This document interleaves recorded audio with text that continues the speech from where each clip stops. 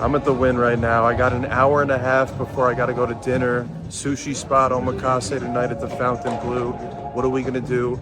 Hit the 1-3 tables for 60 minutes, see how much we can win. Hopefully don't lose. I've been playing great poker, especially at the 1-3. Here's the vlog. I got a live tell from a player in this hand. We have ace-6 offsuit. I'm in late position. A few limpers in front of me. I decide to limp as well. We're going to a flop 5 ways. I'm in the cutoff. I got position. The flop comes out. Ace-Jack-4 with 2 diamonds. Second position on the flop makes it 15. Everybody else folds besides me. I got an ace. I'm going to stick around. We're going to a turn with 2 players now. The turn is another ace. We now have trips.